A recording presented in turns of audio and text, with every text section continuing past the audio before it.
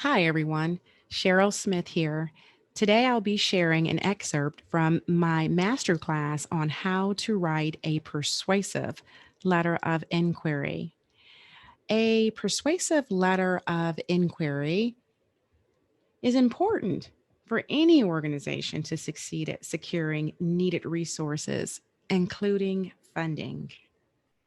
The letter of inquiry is brief, engaging, compelling, and informative. That's a lot to ask in a 2 to 4 page document.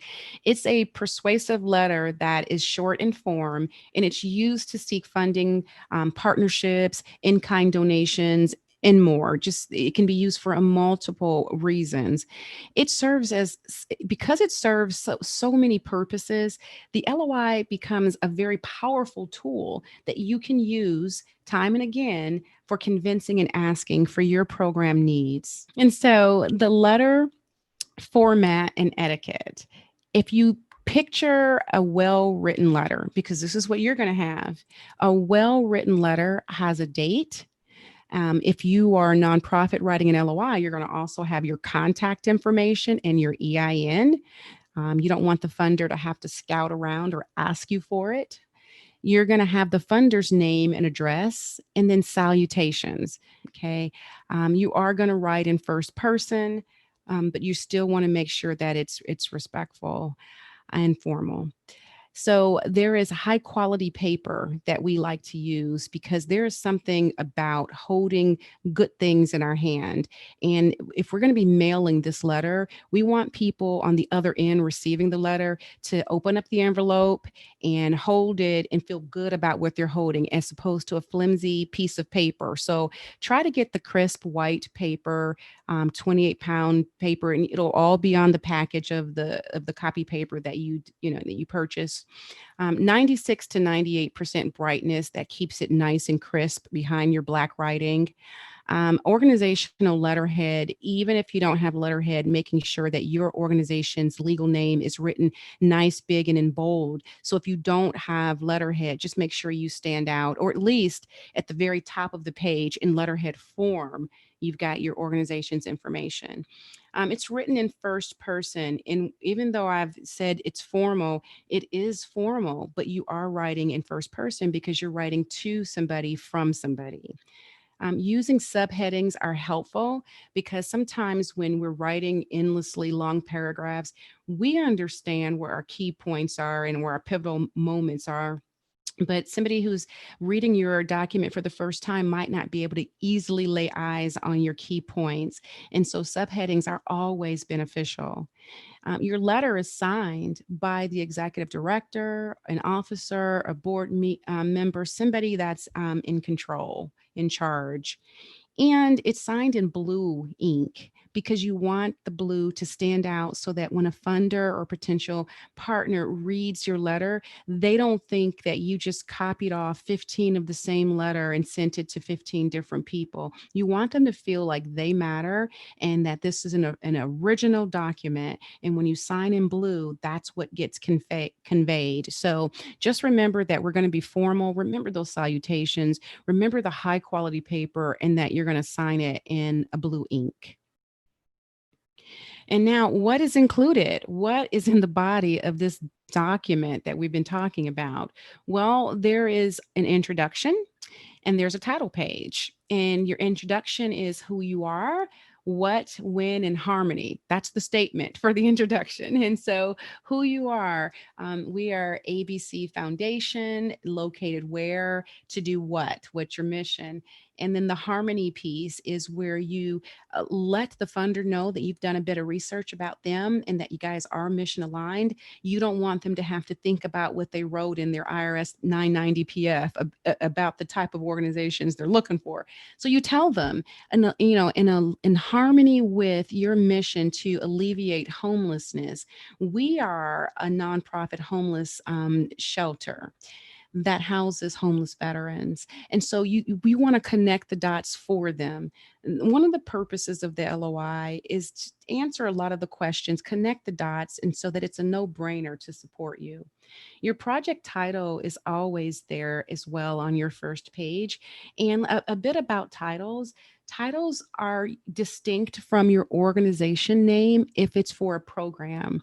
If you're funding, if you're asking for funding for the organization, it's okay to say the organization name. But anytime you want to fund a project that's separate from from the organization, then you want it to have its own distinct name. And title for your organization shouldn't exceed 5 words.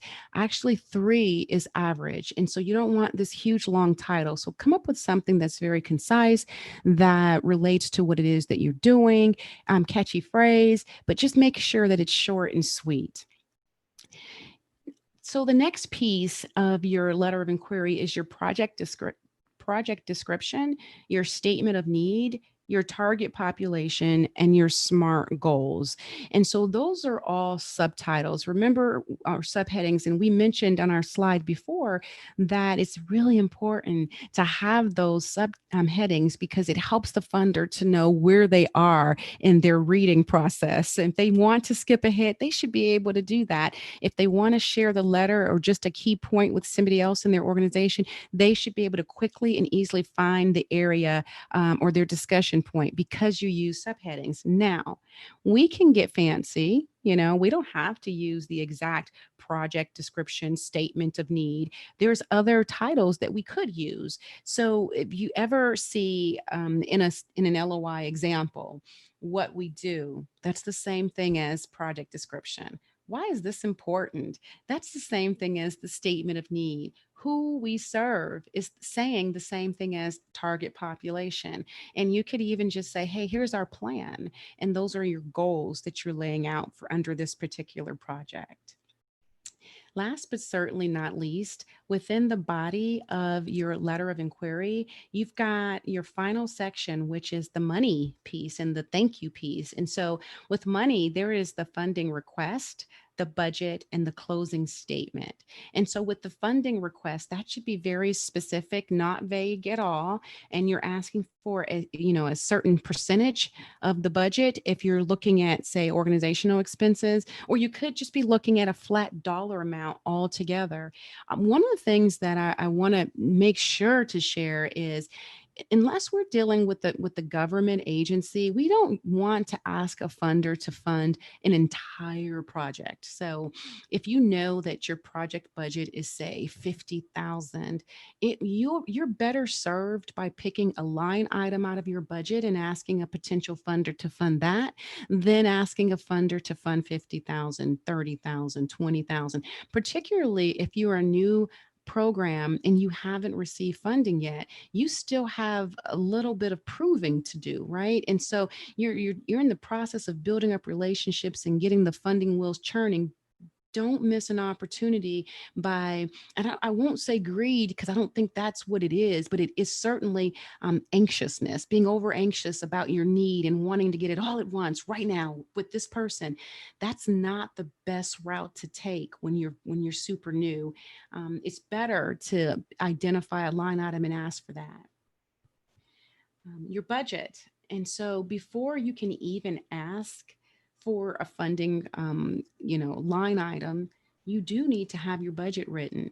Now, I have it in this order because this is the order that it's going to appear in your letter of inquiry. You're going to have the funding request, and then you're going to have the budget and the closing statement. But just, an FYI, you really do need to complete your budget and actually your project description first before you write your LOI. And so, assuming that you have written your budget, if you're going to go after, say, program expenses, then you'll select one of those expenses to ask for in your funding request. And then your closing statement, just remember the attitude of gratitude. Funders can tell, humility and graciousness. And so, as you close out that letter, remembering to thank them for their consideration, or using statements like, should this award, should, this request be awarded, but just making sure that we remember to say thank you and letting them know that they can, follow up with us if they have any questions about anything that we've read. So the closing statement is really important. We don't want to just ask for money and then mail the letter. We want to say thanks for the consideration at the very least. So I hope you were able to glean a few juicy nuggets that will help you develop a letter of inquiry of your own. And be patient with yourself as you go through the writing process. It'll get easier with time, I promise. Which brings me to one of my favorite quotes from Aduwu Koyenikan, who once said, "The mind is just a muscle. The more you exercise it, the stronger it gets, and the more it can expand." So that brings us to the end of our mini tutorial. If you liked the tutorial, please like us at the bottom of the page and definitely subscribe. We don't want you to miss any future content. I'll also post a link to our website, Doolin.com and communityheroes.us at the bottom of this video. Thank you again. I always say the best gift is you.